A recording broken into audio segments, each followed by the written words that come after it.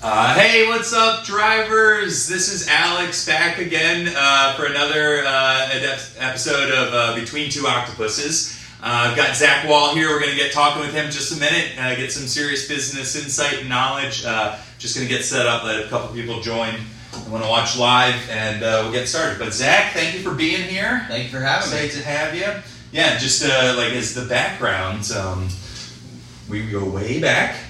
Right. A few years, a couple of years ago. We go all the way back and then came back again, I think that's how far it goes. You know, we trip around the world. College, right? So, yeah. A wonderful time. You wrote a letter to the editor. I think that's the genesis of why. And that spawned the Red Army. Yeah, we put together a student support group for football and basketball, and that's how we all met up. Yeah, and that even translated into like Zach running maybe one of your first businesses in some respects, right? Yeah, definitely. Right? We imported Maryland flags. Yep. The 3 foot by 5 foot, like the big... How did you know how to like source them? I was always fascinated by that. That's a great question. Well, I think it all started because we went to the student union and they were like $30. Yeah, that's crazy. And we were like, we can't afford a $30 flag to put up in our dorm room, so... I think we just started through Google and went through and found there was a supplier in California that if we bought 100 of them, we could get them for like $2. And so we were like, all right, we can do that. Yeah. And so we put together like, I don't know, I think it was like $250, and the first box, like we didn't even know if they were going to show up. Like it was just this. But that was amazing because they came and like they were perfect. Yeah. And then, how are we going to actually make money off of them? Well, let's sell them for like the cheapest amount possible that somebody definitely has in their pocket. $5. $5. Maryland flag, $5. And we would just walk around the parking lot. Yeah. You would make me walk around the parking lot. Yeah, we would make a few $100 on a Saturday as college students, and I feel like that definitely perpetuated our sort of popularity of like tailgate, right? Because a lot of that money fell back into the tailgates. It all went back into the tailgates. We were able to like kind of offer everybody like just come join us. Bring some beer, whatever, and we got some pretty big crowds going. We did, yeah. It was fun. That was awesome. Good job. All right, well, anyways, there is like just a laundry list of credentials that I have to list off to introduce Zach. Currently, in this very moment, the Vice President of IT for ECM Energy. It's a water shipping company. Into that. Trucking logistics. Yeah. Trucking logistics, so it's super relevant driving knowledge here. Owner of Modern Map Art and owner of Mission Hammocks. And when he says owner, it's not just a passive existence, it's somebody that's like actively involved in these businesses as well. Mostly just me. Yeah. Right, exactly. You are the business. So there's a lot to break down because Zach has, like I said, a laundry list of experience of like starting other businesses, and I don't think you mind saying that some of those failed, right? No, absolutely. I mean, most of them probably ended up failing, I would say. It's just, that's the nature of trying things out, testing them, seeing if they work and don't work, and just kind of adjusting. And if you try enough things and you've tried everything that you can think of, sometimes you just move on and try something else. Right. Okay. Yeah, and that's the theme that's definitely been emerging as we've talked to these business owners this week is persistence, stick-with-to-itness. Is that a right word? We'll allow it. Something like that. But where did you get the like kind of faith in yourself, or like how did you keep going? Because I mean, there was there was car sharing company, there was like an app I think for reservations or something. Yeah. The marketing like a proto Octopus company sort of market. Kind 360. Yeah. I mean, ice cream store. There was a lot. A lot of stuff. Yeah. I mean, I guess my upbringing is I like to, find opportunity, and opportunity doesn't have to be like this giant next Facebook type of thing. It can be something small, like just seeing flags and saying, oh, people want that, I can supply that to them. So sometimes, those things work out, sometimes they don't work out. It's just a matter of keeping your eyes open and trying to say, hey, I can fill this little need in the market, and then sometimes it can grow from there, and sometimes it doesn't. So it's just a matter of figuring out which ones do and which ones don't. You had wisdom that was like, I felt like you stole it, but because it's so on point, right? But obviously you did, of saying that find a small group and solve their biggest need, right? Like that is such a smart takeaway from just business. Like, yeah, I mean, if your customers, if you ask them, you know, what their biggest problem is, and you hear the same thing over and over and over again, you're probably onto something. So, you know, I think one of the reasons that I've failed significantly in the past, and I think other people have as well, is you try to do too much right away. Yeah. You try and you spend so much time overthinking things and trying to solve everybody's problems and trying to build this like grandiose thing that takes a lot of time and money and energy, rather than just picking out one little group and saying, all right, we're going to start here. You know, once we, you know, find something that they want, we can then take that money and try something else, and then see if it kind of snowballs from there. It's Justin on Tuesday said success is a multitude of small victories, right? And I thought that's exactly what you're saying as well. Yeah, absolutely. And I, you know, I always say this part of the lesson, or the intention of this is to impart business lessons to our community of drivers, and it's so imperative in our company and the people that I've spoken to this week that, like, I mean, well, besides Modern Map and Mission Hammocks, you can't do it alone, right? Like, it's a team effort. It absolutely is. Don't oversell your own self, right? Yeah, I mean, my operations people, like the people that I've put in positions, and that's probably the other largest takeaway is, you know, as you grow and scale and things like that, putting the right people in the right positions and getting people that you can trust and getting people that, you know, have the skill sets that you need so that you can focus on other things is probably the biggest thing. Like, it's really easy, well, it's not easy, but when you're like a one-man band and you're just like testing stuff out, it's a whole different set of challenges than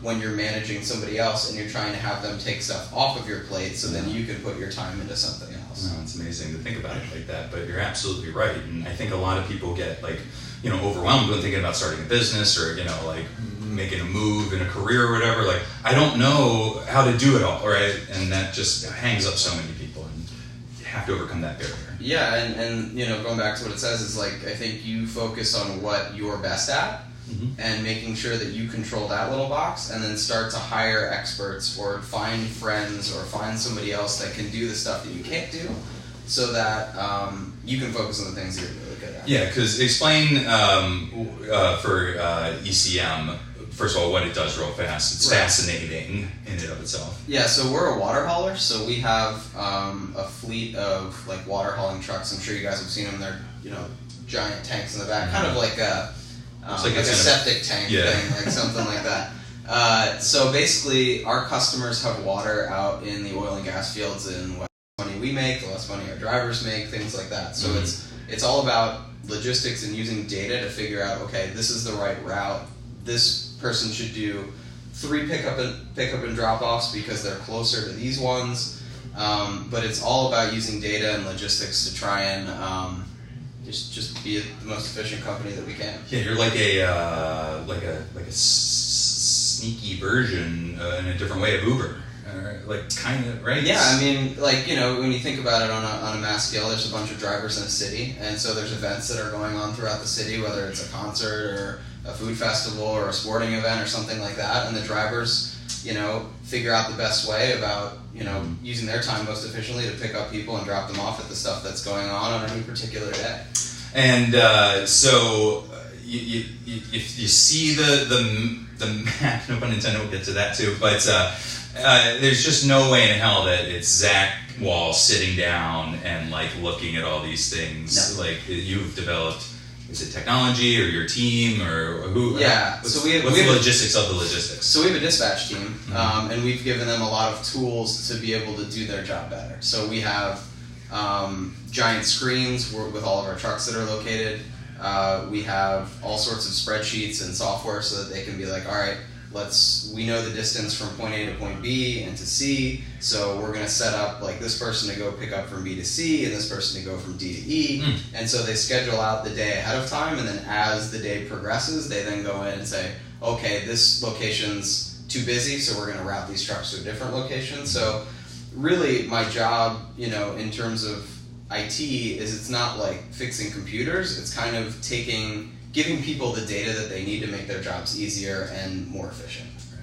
And that's what's just so amazing that I find out more as we build this business, is just how necessary data is to just every everything. single thing in the world. We're all data points. Everything, yeah. You shouldn't be insulted by that. You should try and increase your data percentage, right? Yeah, I mean, even as a driver, like, you know what events are going on in your city, and that's data. So ahead of time, you're gonna, plot out your day a little bit. Like, okay, from 1 to 4, this is going on. From 5 to 8, there's a, taking people to a Nationals game. At 10 o'clock, there's a concert, maybe at the Rock and Roll Hotel or something, so maybe I should go pick up people there. Like, that's all data, and, whether you're consciously thinking about it or not, like, you are using that to kind of figure out, all right, I'm going to go out at this time because I know a lot of people are going to need rides. I think that if you do a hiring spree, you might consider opening up to rideshare drivers. They've got, like, the hardwired mentality of, like, finding short routes and looking at efficiencies for driving. Yeah.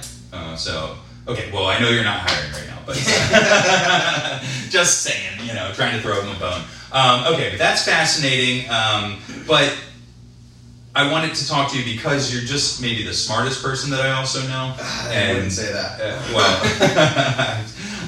When it comes to business anyway. And so modern map art it's so cool. It'll tell you, well, I don't want to butcher selling your products. That's okay.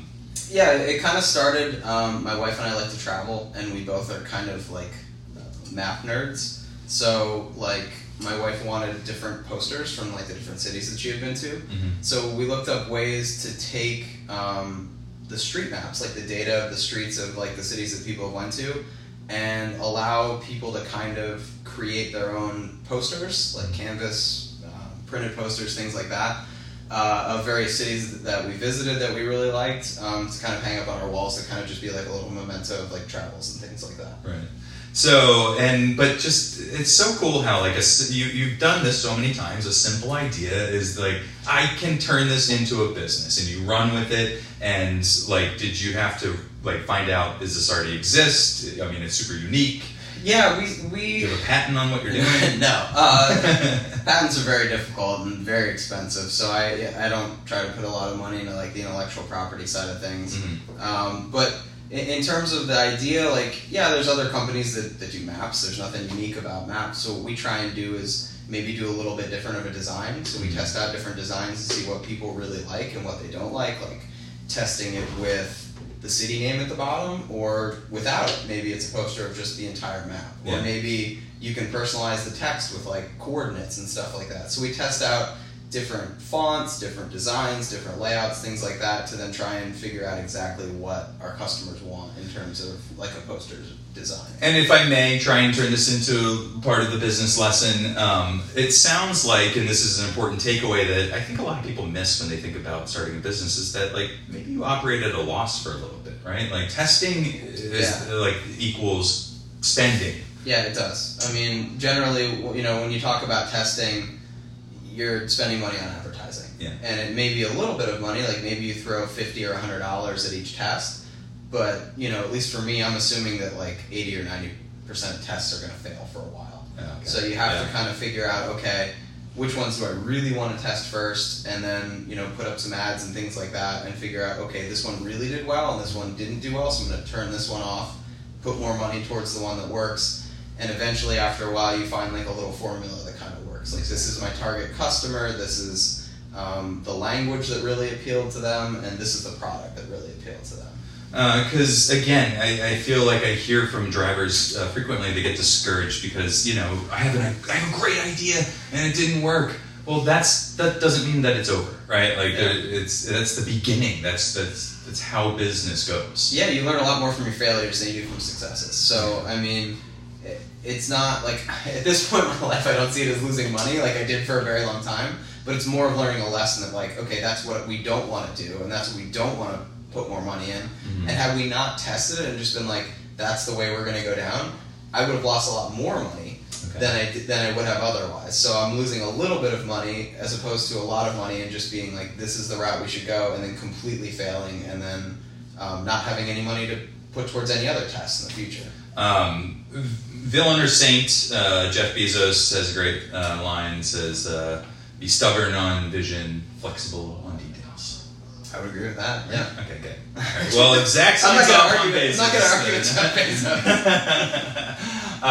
But now, what's... in terms of testing, I was going to describe a different aspect of modern map art, actually, because I thought that's what, like, maybe your core business was, the stars? Yeah, star maps. Yeah. Absolutely. So where did that come from? Because that's super unique. Yeah, we found out that people were buying these maps specifically for events. So after a while, we were really looking at the data and being like, well, this person's buying this for someone that just bought a home.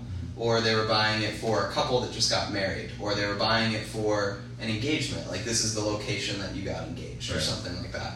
So we initially built it for travelers like ourselves that wanted like maps of cities, but other people were building these posters specifically for events. So then we were like, well, what kind of events, like what, we started looking at what other companies were doing, and we were like, all right, well, people are using stars, but it's a different design than we would do. Mm-hmm. So we were like, well, why don't we take that concept, because we wanted to get into more event-based posters. Sure. We saw people were doing star maps. We were like, let's do a different design on it, a different take on it, different sizes, different colors, things like that, and apply it to what we were doing previously. So those then took off, and then we started doing other event-based specific posters and maps, so that I feel like in general, when you're decorating your home, you want personal things, whether it's like that makes sense, yeah, whether it's something you bought, like you don't just want to go to a store and just buy like a piece of art that looks cool anymore. Like people are like, I want something that from a place I traveled to, or this is something from my parents' home that I really liked growing up, or this is something that makes me remember a really cool time in my life. Like that's kind of what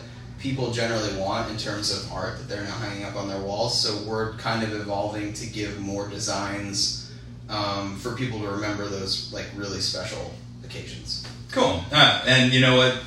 You're doing it because independently of just my association with you and your association in our lives, when I posted that you were going to be one of the guests this week, 2 separate employees of this company, I bought a star map. Yeah. I had no idea that he owned that company. Like, yeah, it's ubiquitous. You were on the Today Show, right? The products were. I wish I was. They don't want my face selling. They don't want my face selling. You made it onto the Octopus Live. Yeah, that was another thing. Like we had just launched the star maps, and the editor like really wasn't done yet, and they sent an email. They were like, "Hey, we want to feature these on the Today Show in the morning," and like, how can you say no to the Today Show? Yeah, of course. So we were like, make it work. And this was on, like, we talk about all our successes. This was honestly like, I get mixed feelings about the Today Show because it was a really cool thing, but we totally botched it. Oh. So it went live on the Today Show. I talked to my like software guy. I was like, we're good, right? Like everything's gonna be okay. He's like, yeah. And so it went live and it crashed the website. Like we did not we were on the Today Show and just like the entire website went down. I counted over 100 emails that we received that were like, hey, your website's down. Oh my god. So like, it's the worst thing in the world because you keep getting kicked over and over and over again because like, this is the greatest publicity we've ever received. Yeah.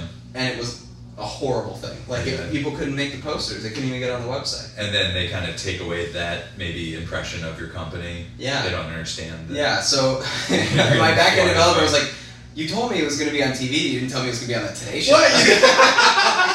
You're blaming him, but it was your fault. It was totally my fault. I'll own that mistake.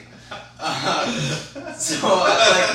don't think I painted a good enough picture for him. So communication's everything. Yes. And I kind of undersold it, I guess, to him, and it totally crashed the site.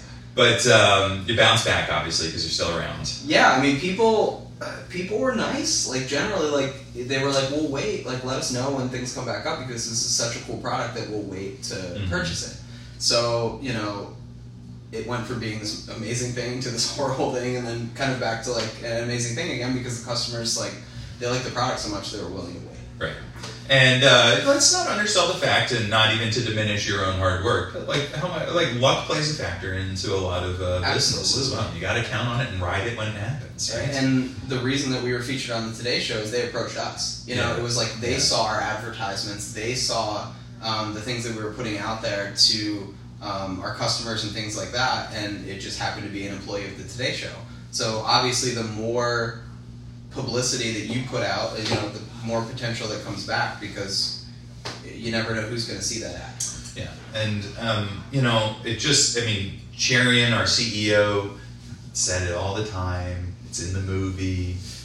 Oh, in a different way, but ABB, always be branding, right? It's just always, should always be like, if you have a brand, if you have a thing, pushing it out in some capacity, right? Yeah, I mean, I think that's true in a lot of things, not just business, but I think in life. Like, you want a personal brand. Yeah. Like, you want people to be like, oh, I know Alex, he's really great with people, he's really great with customers, like, that type of stuff. Like, you want like people to like when you're like, even if you're like, I need help with my car, who's a great mechanic, and you're like, oh, that guy, he's like the best. Like, Blair. you want a personal brand so that like when people need somebody or like need advice or need help or something like that, that like you're known for that type of thing. Exactly. And I know that that's something that our drivers pride themselves on in look at that, Zach, I can tie it into our own business right now. We literally today released our badge program.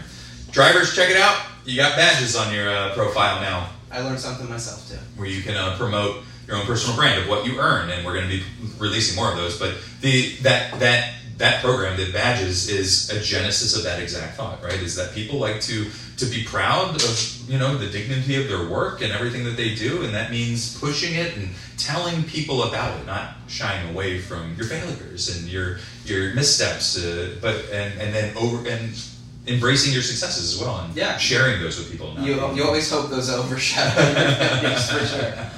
Well, you're a humble person, but at the same time, you should obviously be very proud of the work that you do. Yeah, it's cool to, obviously you have customers every once in a while, and you get down and you're like, I'm sure the same thing with ride sharing, like you get a bad review and you take it a little personally, but when you get really great reviews and people, we've gotten reviews from people that are like, I gave this to my fiance and they cried. You know what I mean? Like, right. This is like the most personal thing I've ever given to somebody. Or like, my husband always outdoes me for gifts and I finally got him. You know what I mean? Like, we've gotten reviews like that from people that like, no matter what you do, you want to provide something the best that you can, and you want to like make sure that people relate to it and they really enjoy it, no matter what you're doing. So yeah, you try and stick to those a little more than the negative things, but yeah, I mean, absolutely, we love to hear from our customers, as I'm sure you guys do when you do a really good ride. And that's why I love hearing that, because it just means that, like, I hope it encourages our drivers to know that you should care about your rating, and you should be proud of it, and you should hope that the Octopus tablet helps you with that. But it's a universal truth, right? That customer service, brand management, like just the way you present yourself. If I may present just a little parable very quickly, my dad taught me some of the best advice I ever had in my life. Is that he was a salesman himself, and he said, just think about this, Alex. Every day when you're a salesman, you go out, you iron your shirt, you get it all on, you prep for your first meeting, you go in, you crush it. And then you do the same thing for your second meeting. You prep and you go in, you make sure you look good, and you crush it. Right? And you're always on. You're always on. Every time you do that, you're always on, because that's the nature of work, right? And then your last meeting of the day, you do the same thing. You get ready and you do it, and you get ready and you go and you give it 100%. You know what that last meeting is? It's when you go home at the end of the day to your family, right? Because putting it on is not something of an act. It should be a continuous effort in your life. Absolutely. Always, right? And I think that Zach is one of the people that expresses that more than anybody I know. You've always been a very genuine person. Well, thank you. Yeah. I appreciate that. Yeah, and we didn't really get around to talking about Mission real fast, but I want to let you share the mission of Mission Hammocks real quick. Yeah, so that, going back to kind of what we were talking about, like, I always like to see what kind of businesses are out there. I'm always intrigued by the way people make money, you know what I mean? Like, there's so many ways to do it, and, whenever I talk to somebody that's doing something different or unique, it's always fascinating to me. Mm-hmm. So, my wife and I did a little vacation down to Belize and Guatemala. And, just kind of, whenever I'm on vacation too, I like to kind of see, how do people make money, how do they sustain their families, things like that. And, in Guatemala it was big into hammocks, like hand stitching this, really fine cotton and stuff like that into hammocks. And I kind of left and I said, I think I could help people in Central America get them to the United States and build hammocks. But I wanted it to be more than just hammocks, so I wanted it to be kind of like a socially positive enterprise. So I was Googling around trying to find businesses, and I found this organization in Nicaragua that they hired kids from a local school. Then the school was for socially disadvantaged, blind, and deaf kids. Wow. Because Nicaragua has a very large percentage of socially disadvantaged people. So really enjoyed their mission, so I reached out to them and I said, hey, their website was in Spanish, so blocking off a large chunk of the American market that doesn't speak Spanish. Mm-hmm. So I said, hey, like I really like what you guys are doing. Would you like some help getting the products into the American market? And they were like, sure. And so they sent me their product catalog, and going back to testing and things like that, I just took their existing products, put them on a website, Etsy, stuff like that, let it go, and I sold nothing. Oh. I sold zero for like weeks. Uh-huh. And I'm like, what's going on? Like this is the stuff that they're selling, in Nicaragua. Like, why isn't it working here in the U.S.? So started to like look more into like some designs, like what are people using hammocks for here in the U.S. Mm-hmm. And what I found was we're very boring.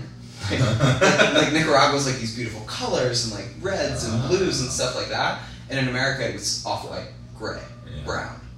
Traditional hammock. Yeah. So I went back to them and I said, let's redesign some of your hammocks to kind of fit more of the American palette. So we also found out that like most people that were buying hammocks, specifically like there's camping hammocks, which is not what we do. Right. But like, it's like lounging hammocks. Yeah, it's more of like an internal kind of like decor piece almost. Like a furniture piece. Yeah. So we were like, well, who is buying these hammocks to put inside? And it was mainly like people that were doing like the bohemian style decor, like the like macrame and like stuff like that. So we went back and we were like, what can we make to kind of like sell to these people? So we completely designed some hammocks from scratch, and those are now like 95% of the business. Oh man. We put them up and they started selling like crazy. Really? Just the design? Just the brand new design. So had we just stuck with the stuff that they were doing previously, I never would have made anything off it. We would have sold anything. But to go back and say, okay, our customers didn't like this. What other kind of like niche or product can we design that they're actually going to buy? Right. So, and we still sell them all over the place on Amazon and a number of different sites. It's a more premium product. Like, we're probably 2 to 3 times what like your average hammock or chair would be. Mm-hmm. But there's a social aspect to it, right? People love the social aspect to it. It's 100% handmade. It's all natural.